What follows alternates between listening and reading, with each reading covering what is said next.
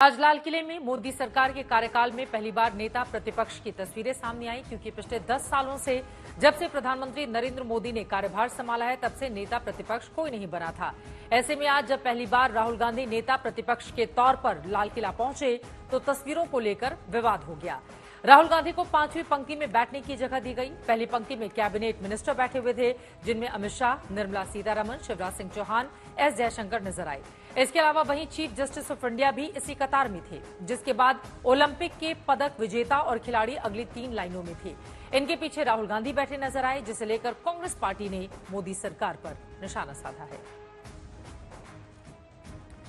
कांग्रेस लगातार मोदी सरकार को मामले में घेरने की कोशिश कर रही है। पार्टी का आरोप है कि सरकार की ओर से राहुल गांधी को जानबूझकर टारगेट किया जा रहा है। प्रतिपक्ष हैं, हम भी जब सरकार में थे तो भारतीय जनता पार्टी के नेताओं को हम पहली या दूसरी रो में बैठाते थे। मुझे अच्छी तरह याद है, ये आपको भी याद होगा।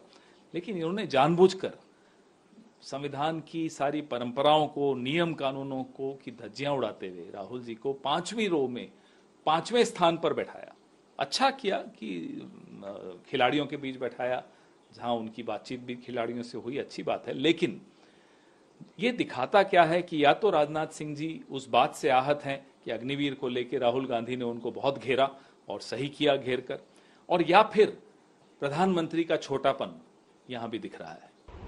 आज स्वतंत्रता दिवस समारोह पर नेता प्रतिपक्ष राहुल गांधी को 5वीं लाइन में बिठाकर नरेंद्र मोदी आपने अपनी कुंठा तो दिखा दी, लेकिन इससे राहुल गांधी को कोई फर्क नहीं पड़ता है। कोई फर्क नहीं पड़ता कि वो 5वीं रो में बैठे या 50वीं रो में बैठे, वो जननायक है और उसी शिद्दत से लोगों के मुद्दे उठाएंगे जैसे वो उठा रहे हैं।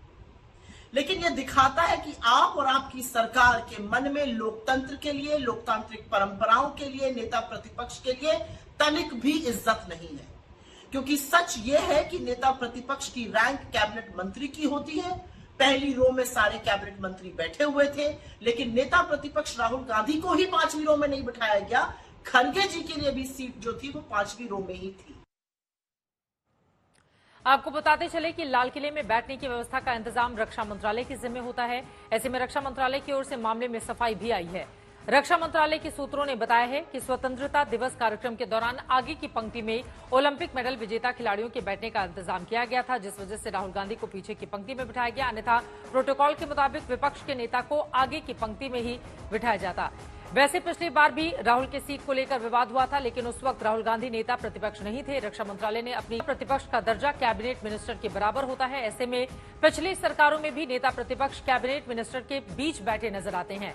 अटल बिहारी वाजपेयी जिस वक्त लाल किले से भाषण देते थे, उस समय नेता प्रतिपक्ष सोनिया गांधी केंद्रीय मंत्रियों के बीच नजर आई थी। वहीं मनमोहन सरकार में नेता प्रतिपक्ष लालकृष्ण आडवाणी भी केंद्रीय मंत्रियों के साथ नजर आ रहे हैं। मनमोहन सरकार 2.0 में राहुल से पहले आखिरी नेता प्रतिपक्ष सुषमा स्वराज भी केंद्रीय मंत्रियों के बीच बैठी नजर आई थी। हालांकि इस बात को रक्षा मंत्रालय भी खारिज नहीं कर रहा है, जिसे माना है कि प्रोटोकॉल के हिसाब से राहुल को पहली पंक्ति में जगह मिलनी चाहिए थी।